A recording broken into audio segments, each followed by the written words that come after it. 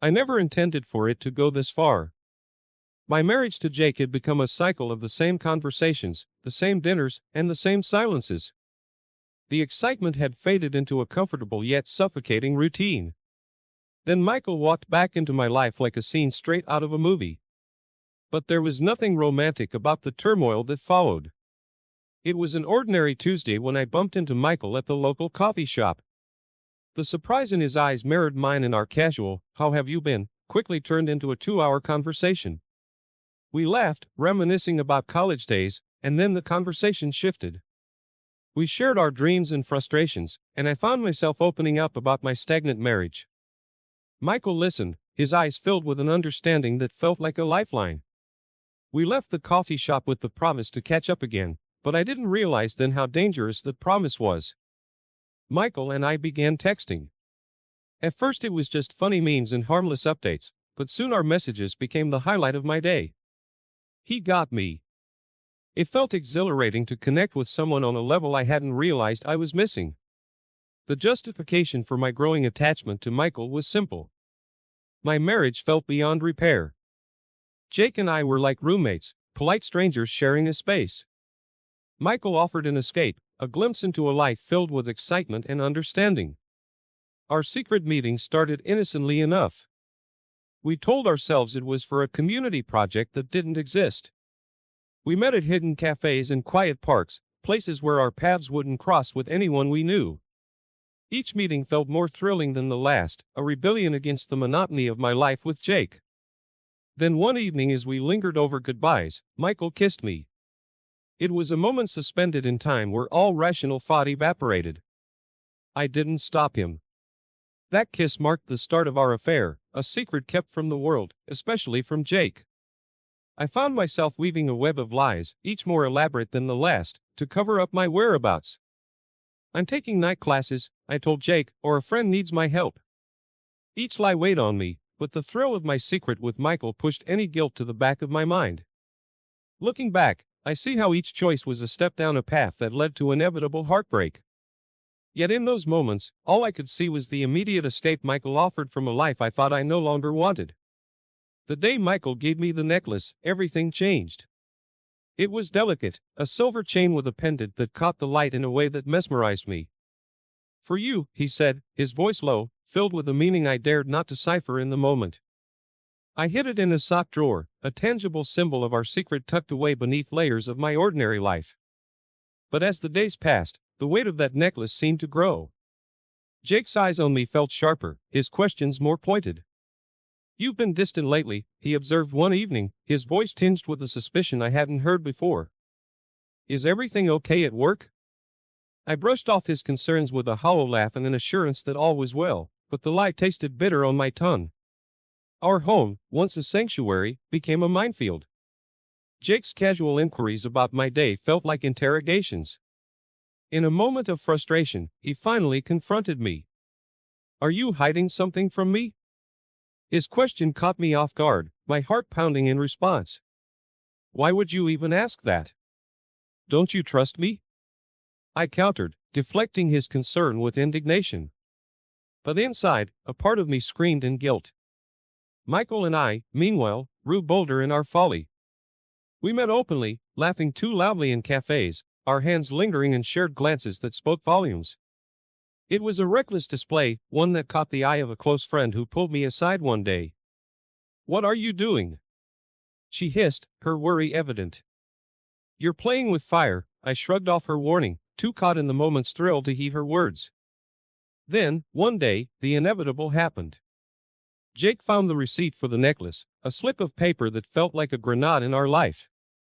"Where did this come from?" he asked, holding it out to me with a steady hand. My mind raced as I scrambled for a lie. "Oh, that?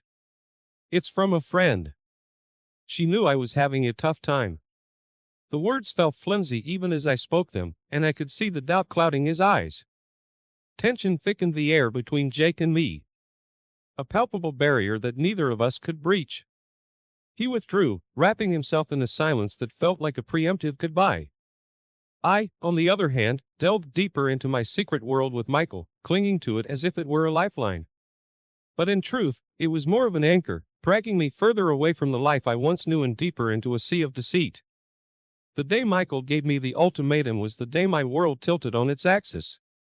"It's him or me," he said, his voice firm, eyes searching mine for a decision I wasn't ready to make. The gravity of his words pressed down on me, heavy with the promise of a future I had fantasized about but never truly considered the logistics of.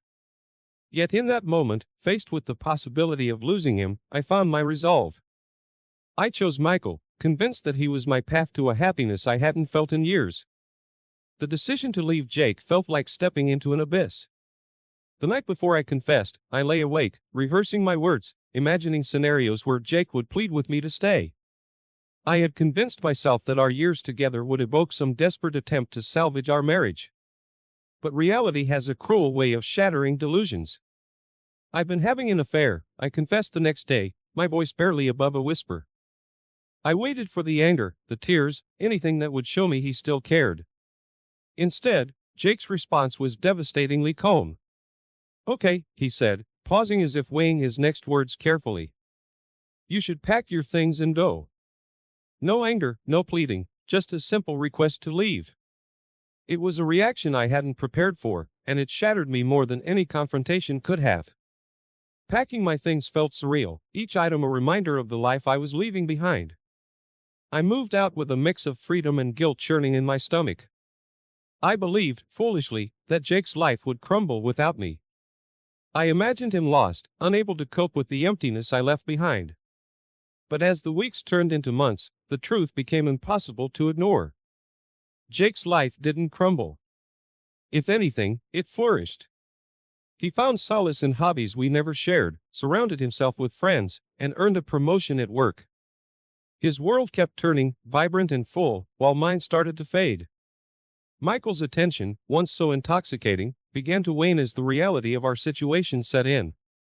Our conversations, once filled with dreams of the future, became sporadic and strained. The meetings that I had once looked forward to with such eagerness became less frequent, our excuses to see each other more forced, the thrilling connection that had led me to disrupt my entire life dimmed, leaving me to face the consequences of my actions alone. In this stark new reality, I found myself grappling with the aftermath of my choices. The freedom I thought I wanted felt hollow, tainted by the guilt of my betrayal, and the sobering realization that the grass isn't always greener. Michael, the catalyst for my drastic life change, slowly receded into the background of a life I no longer recognized as my own.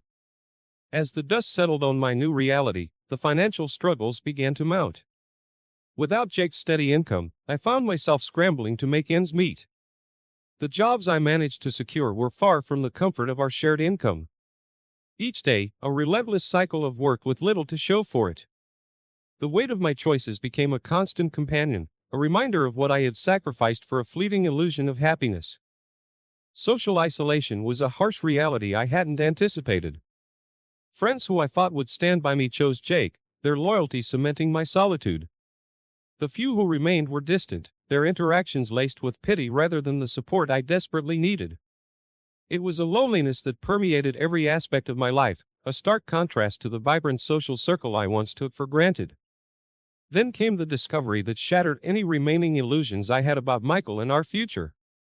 I found out he was seeing someone else, the betrayal cutting deep. When I confronted him, his indifference was a cold splash of reality. "What did you expect?" he asked, his words echoing long after he left. I was left to grapple with the consequences alone, my dreams of us disintegrating into nothing. In my lowest moment, I reached out to Jake, clinging to a hope for reconciliation that was more about escaping my current reality than repairing our past. His response was a gentle yet firm closure. "I've moved on," he said, his voice reflecting a happiness that I once thought could only exist with me. He mentioned someone new, a mutual acquaintance who had been there for him, a stark reminder of the support system I had forsaken. Attempting to reconnect with old friends proved to be another exercise in futility. Their coldness was a clear message. The harm I had caused was irrevocable. Each interaction was a reminder of the ripple effects of my choices, the bridges burned beyond repair. Amidst this turmoil, my performance at work suffered.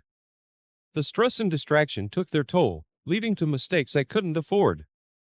The day I was let go from one of my jobs felt like hitting rock bottom. The stability I had once taken for granted was now a patchwork of temporary fixes, each day an uncertainty. This chapter of my life was marked by loss of relationships, stability, and a sense of self. The consequences of my actions were a constant shadow, a lesson learned in the hardest way possible. As I faced each day, I was reminded of the cost of chasing what I thought was happiness, only to find myself further from it than ever before. The morning Jake filed for divorce felt like the world had finally decided to crumble beneath my feet. Sitting across from him in that sterile lawyer's office, the extent of my deception laid bare, I felt the final thread of my old life snap. The settlement was minimal, a reflection not only of the legal judgment, but also of the moral one against my actions.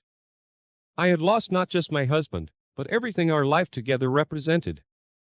Then came the final blow, a message from Michael, curt and devoid of any warmth we once shared. He was getting engaged to the other woman. The words on the screen blurred as the reality set in. I was completely alone. Michael, who I had risked everything for, had moved on without a backward glance. The pain of that betrayal was a harsh, cold wake-up call. Forced to confront the consequences of my actions, I moved into a small, rented apartment that stood in stark contrast to the life I once led. It was in this confined space, surrounded by the remnants of my past decisions, that I found myself unable to avoid reflection.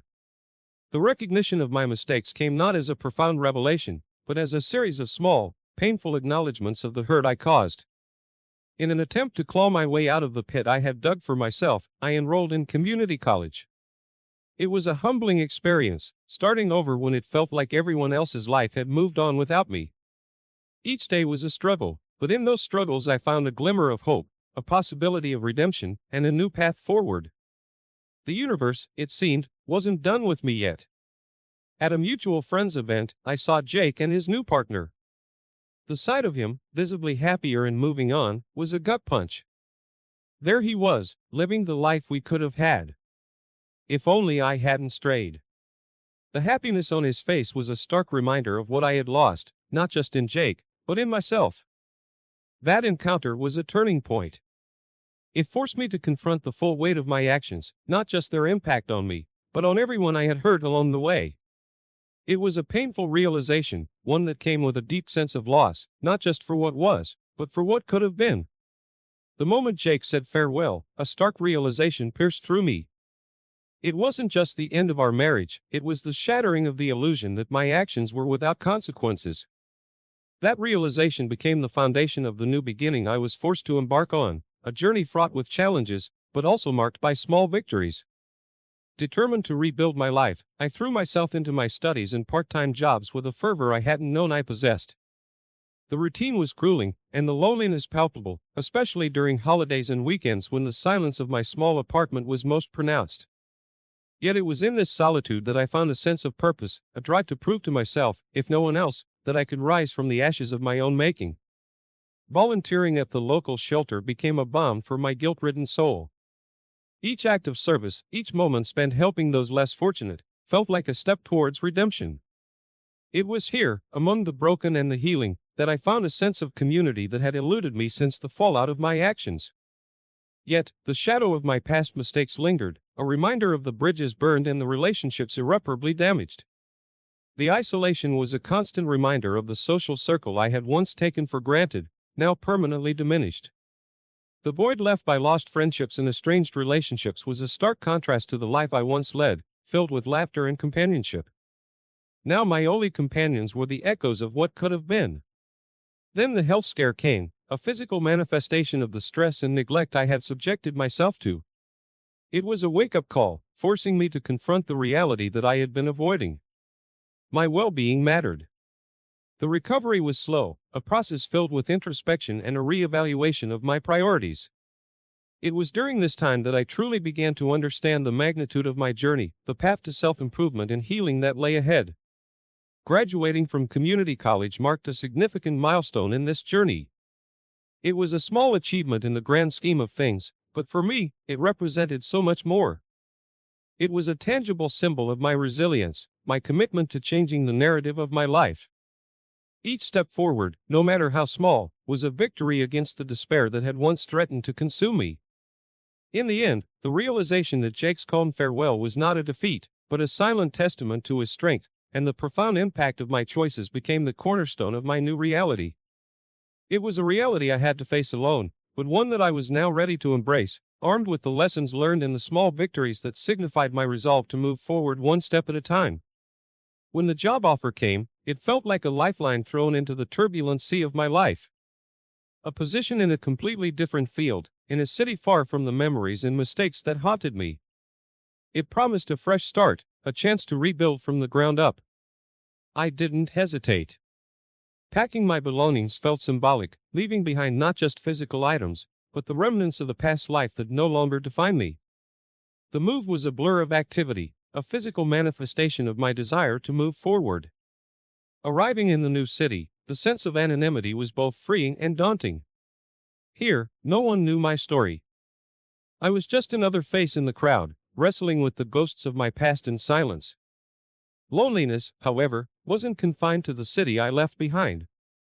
It followed me, a shadow that lingered in the quiet moments. My past actions, the betrayal, and the pain I caused were lessons etched deep in my soul. They taught me the value of trust and the weight of its breach. Starting over wasn't just about a new job or a new city. It was about rebuilding the very foundation of who I was. Efforts to forge new friendships were tentative at first. The fear of repeating past mistakes was a heavy chain around my heart. Each interaction was weighed with the possibility of history repeating itself, yet the human desire for connection, for a sense of belonging, pushed me to reach out despite the fear. As days turned into months, I began to notice a shift within myself. The consequences of my actions, once a source of endless pain, had become the seeds of personal growth. I was not the same person who made those choices. I had grown, evolved from the ashes of my former life. Acceptance came slowly, a gradual realization that while I couldn't change the past, I could shape my future. My focus shifted from what had been lost to what could be gained. I embraced my new routine, finding joy in the simplicity of daily life. The city, once a canvas of anonymity, became a landscape of possibilities. Then, unexpectedly, I encountered someone from my past. Their presence was a stark reminder of the journey I had undertaken. We exchanged pleasantries, but the weight of unspoken words hung heavily between us. They saw the change in me, the distance traveled from the person I once was. It was a bittersweet moment, a reflection of both loss and growth. Reflecting on my journey, I understood the true significance of Jake's calm farewell. It wasn't a sign of defeat, but a powerful acknowledgement of his worth and my downfall. In his silence, there was a lesson of strength and self-respect that I had failed to see at the time. My path to redemption was mine to walk alone. A journey of self-discovery, acceptance, and ultimately forgiveness. The new city, with all its challenges, and I had my son way too young with my then boyfriend. We split up when he moved away for college and became an absent father when he returned for the summers. He became more active when he moved back after graduating, and we started doing 50-50 custody. I was 24 then and went to community college and got into sonography school, and I'm now an obstetric sonographer. During that time, it came out that my ex had never graduated and was in enormous debt from gambling during his time away. It explains why, with a full-ride scholarship and a degree in a high-paying field, he was working at the mall. Once I got a job, I was able to upgrade my standard of living and provide a better life for me and my son. He's now nearly adult and entering senior year soon, and I want him to get a lovely gift to celebrate his birthday this summer. I asked him earlier this year when we talked about cars, what car he would want, and he said a 2023 Camry. While we're financially well off and don't struggle, I know he thinks buying a car is out of our budget, so he didn't suspect a thing. Here's the issue: I was speaking to my ex's sister, whom I am semi-close to, and I brought up the idea to her. She seemed excited, but then said I shouldn't. She said it makes her brother look bad since he doesn't have a car, and it would crush him to know that his son has a brand new paid-off car while he barely scrapes by. I told her that's not my issue and that it's not my fault he doesn't have his life together. He's 33 years old and still lives at home, doesn't have a car, and constantly switches retail jobs after spending weeks stretching out and watching orientation videos as long as he can. My son told me he recently spent almost 2 months watching Home Depot orientation videos and then quitting the first week on the floor. He doesn't want to work hard, so why should I feel bad? After a few days, she calls me and says she has an amazing compromise. She told my ex that I had planned to buy a special gift for my son this summer and asked if he was willing to pitch in. He offered $80, and she's going to add another $80 for a total of $160. Then we could tell our son we bought it together and he feels like his dad pitched in. This is for a $34,000 car. I told her no thanks, I have it covered, and she got upset and said that this could bring my son closer to his father, since they don't have much of a relationship, and not to be a selfish idiot. Ever since I said no, she called me twice, calling me an idiot and saying I should either let him chip in or not buy it at all. Am I the idiot? Ha ha, is she kidding? Not the idiot. So, she doesn't want her brother to feel bad that his son has a car and he doesn't? OMG, they need to grow up. He does not work to improve his life, it sounds like, and that's not for you or your son to feel bad about. And now they want to chip in a couple of $100 on a $34,000 car and try to make it sound like they bought it too? Please, your son is smart enough, he would see through that anyway. Also, if he isn't close to his son, that sounds like that's on him, as well. Good for you for working hard to give him a good life, you don't owe them anything. Yeah, $160, how generous of them. Has this man even paid child support all these years? Oh, he was just busy gambling. Dad can suck it up and reap what he's sown. His sister's crossing a major line, thinking that $160 is enough. If it was a difference of even a grand or two, I'd maybe entertain it. But what they're proposing is insulting to the work you've put in. LMFAO, $80, we got a big spender for an ex. The gift that you worked hard for, not ex, not his sister, it's your moment with your son. If dad and sister-in-law want a moment, well, they can work for it, as you did.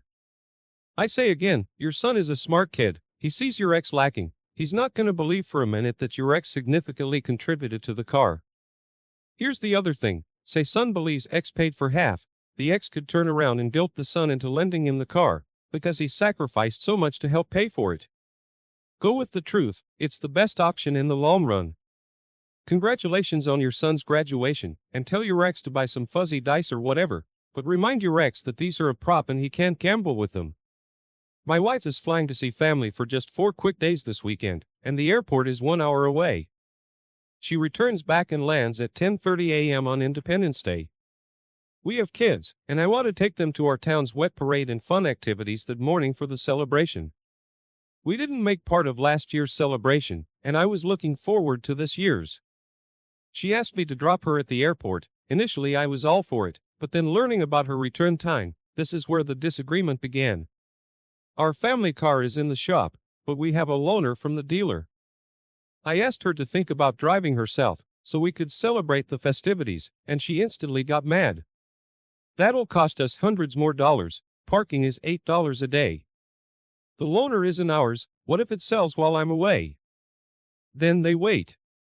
Why can't you support me through this and not be selfish? Who's selfish here? The festivities go on all day. I'm only asking for 2 hours, 9 to 3 p.m. is the duration of the festivities.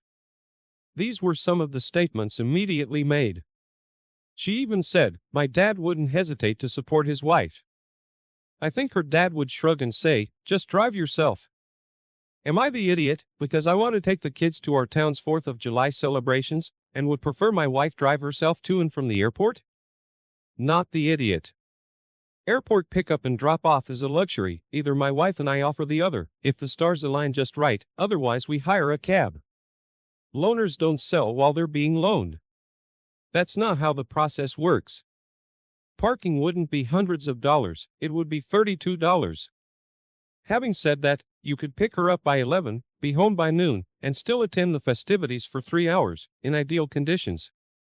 Barring any flight delays, traffic jams, or small kids' meltdowns, there are a ton of things that can go wrong, especially with the kids in the car. Anyone with children knows that a 2-hour round trip on Google Maps doesn't equate to a 2-hour round trip in reality. It's unreasonable for the wife to make that demand, when she can just drive herself, with much less of an imposition on her time than it would be on his. I agree with every word. OP isn't some deadbeat dad, wanting to hang out with his buddies on the 4th. He wants to take the kids to a kid-centric event. I'm a mom, and if I were in this situation, I'd tell my husband, have fun, I'll try to join you when I get home. In my honest opinion, the wife's being extremely selfish and not thinking of her kids or her husband. The wife needs to suck it up and drive herself. Don't back down, OP, you're the only one in this situation thinking of the kids. Take them to the parade and have a great time. This is so stupid. My girlfriend thinks I'm an idiot, so I want some second opinions.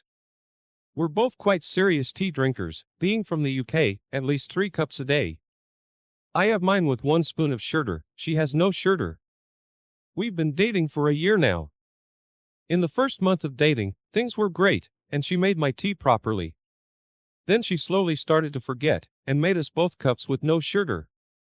I gently reminded her that I like it with 1 sugar, but she wouldn't remember, and kept making me non-sweet tea. So I decided to just make both of our teas going forward throughout the day to save the hassle. However, lately, I've been tired of having to make all this tea, and I asked her if she could make me a cup once in a while. I don't think it's fair that I make her nice teas, and she can't return the favor. Today she made me tea with no sugar, once again, and I got fed up and asked her why she doesn't add sugar to mine. It feels deliberate, to which she told me she forgets, and that's just how she does it, and I can add my own sugar after. So I said that wasn't the point, and moving forward, until she can make my tea nicely, and take my taste into account, I will no longer be making her tea. I remember her little dietary quirks, and it just feels off that she won't remember this for me. She says it's stupid for me to go on strike about making her tea, and I'm weaponizing it, and it takes 2 minutes. However, I'm tired of making her perfect tea, while she doesn't even put any effort into mine. Am I the idiot? People are gonna get onto you with, it's just sugar, but I get your point. It's the effort.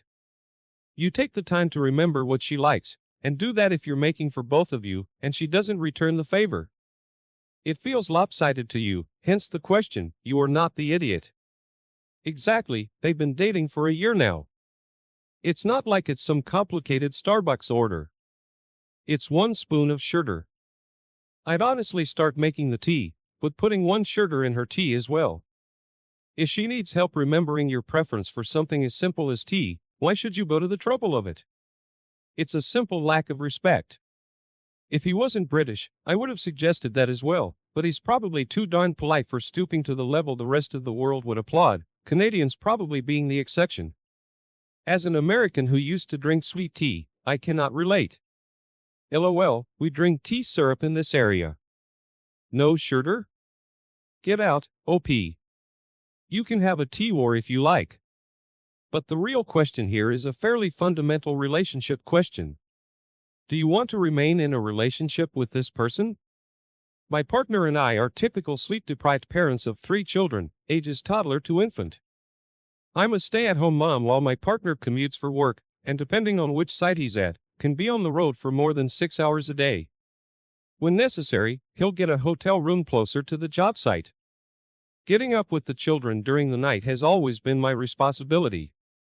The logic behind this is that his sleep should be the priority due to the dangers of driving while drowsy. I've always accepted this without complaint. However, since the birth of our youngest, my partner's begun to accuse me of intentionally disrupting his sleep if the baby wakes him up at night. This past week, my partner had a few long days and was gone from early Wednesday morning until late Friday night. Please, no judgment, but I was so busy, exhausted, and overwhelmed during that time that I didn't get the opportunity to shower. I felt disgusting. It took ages for the children to fall asleep with the excitement of Daddy being home. But around midnight Friday night, I finally got the opportunity to treat myself to a shower. I hoped the baby would stay asleep, but if he didn't, there was finally another adult to cover for me. And as the next day was Saturday, there was no commute to worry about. Well, of course the baby woke up, and my partner was absolutely livid. I was accused of being selfish, vindictive, unsupportive, and using the baby as a weapon to punish my partner for getting more sleep than me. I was called every curse word in the book, and when I asked why my partner at no point tried to pick up or soothe the baby, I was told that he doesn't have tits to put the baby back to sleep. So, what would be the point? At first, I was equally angry at my partner for choosing to lash out at me instead of caring for the baby. However, now that I've calmed down, I've started worrying that I was wrong. While my partner's accusations were wildly off base, I may have been an idiot to just assume it would be okay for the baby to wake him, especially when the baby's nighttime care has historically been my responsibility. So, am I the idiot for assuming it would be okay to let the baby wake up my partner because I desperately needed a shower? Not the idiot. Even though you're a stay-at-home mom, that doesn't mean you're the only one with parental responsibilities. Letting your partner sleep while you care for the baby at night so he's not driving drowsy is a fine concept, but that doesn't mean he doesn't have to do anything ever at nighttime. And the fact that it was a night when he didn't have to drive the next day is the icing on the cake. Taking a shower for the first time in several days while there's another adult around is not a selfish act or weaponizing your baby. It's basic human hygiene that you shouldn't have to apologize for. Tell your partner it's time to start being a parent. How would he do this without tits? It's common knowledge that women change diapers with their tits. I'd go so far as to call it weaponized incompetence. Sure, he doesn't have breasts, but sticking the baby on the boob isn't the only way to get them back to sleep. And even if it was, does he still not have a responsibility to at least comfort his child until the mom returns to feed the baby? Come on now, stop acting like you're helpless in this situation. I bet he got perfect long sleep time, Wednesday and Thursday nights away, while you were doing 100% of childcare and couldn't even get a shower for yourself. You've given him way too much of a break on care duties if he doesn't even know how to pick up his baby to soothe it. Girl, stop allowing this person to procreate using your uterus. Please stop. That level of aggression would be an absolute deal breaker for me. This happened over a year ago, but this situation has still affected my family and my mom won't stop getting on my husband's and mine, case even now. My father had diabetes and his health was deteriorating fast. He was in the hospital and then got out. After he got out, he was weak and was trying to rest at home. I come from a big family with a lot of siblings. One of my sisters travels all through Europe and is frequently moving. I'm in the US and I haven't been back to Europe in over a decade, but I talk a lot on the phone with them. We'll call my sister Anna. Anna suddenly moved into my parents' house with her husband and 8 children for an unknown period of time and for reasons no one knows. Well, she had nowhere else to go, apparently. My mom is the closest with her and has always been sympathetic towards her, so she's fine with her being there. My dad was exhausted, coming home from the hospital just a day or two ago. My husband was talking to him on the phone and heard all these kids screaming and making noises. He asked if everything's okay. My father just said he's tired, overwhelmed, can't take it anymore and just wants to rest. My dad talks to my brother who lives there and talks about the environment in the house. My brother said it was a disaster and pretty noisy since the kids were running everywhere. My mom, however, said that it's not a big deal and not that noisy. Well, we all just had a feeling my dad was going to die any day now and these were his last months alive. My husband and I felt bad for my dad and thought he deserved peace in his last moments. My husband asked to speak to my mother and she said, "No, not now." So my husband asked to speak to Anna's husband. He said, "If you don't leave this house by 7 p.m., then I'll pay for a rental home where he can rest his final days. It's not okay for this man to work all his life and he can't even die peacefully in his own home. I'll be calling back to make sure you've left." They tried to talk back and downplay everything. But my husband really put his foot down and ultimately they left. After about 2 days, my father had to go back to the hospital and died. My mother's still upset with me and my husband that he kicked Anna and her family out. She still comments to my husband and acts like we were really out of line and rude. I want to add that Anna was and still is building a new home near my parents' house. So they have some money. Am I the idiot for letting my husband kick my sister's family out of my parents' house? Edit. I just want to add since there's a little confusion that this was our last resort since it's pretty big. But my mom didn't want to speak to us at all and always sides with Anna. She was babysitting the kids and ignored my father. So he was pretty much by himself after coming out of the ICU. But my dad was so weak and was mentally done. When my husband inquired about Anna's husband, he said, "Don't worry, it'll all work itself out." You are the idiot. It was not your husband's place to dictate what happens in other people's homes. You crossed the line. And how do you know that the stress of your sister and the children moving out didn't hurt your father in his dying moments? Why would you want the end of his life filled with family strife? Your inappropriate actions may have caused him more hurt. You fools. Not only that, you hurt the living people who were the ones that were there with him in his dying hours. You caused more stress for your mom, siblings, and nieces and nephews than necessary. Wow, how selfish of you. Imagine not being able to cook your own meals after a lifetime of cooking, not being able to drive a car, sign your name, write or wash your body, or convey your thoughts clearly. Your once strong body is a show of itself. You have trouble walking or picking things up. Now imagine how exhausting that must feel, day in and day out. Then add 8 noisy young children and an unsupportive wife to that scenario, when you're just trying to survive. You and your husband are not the idiot. At least you tried to give your father some peace in his final days. Sorry for your loss. Agreed, your husband did the right thing. I've dealt with serious health issues, and I can't imagine having a bunch of kids around. When you're suffering, all you want is to be left alone in peace. Your mom probably needed their presence to distract her. That's my guess.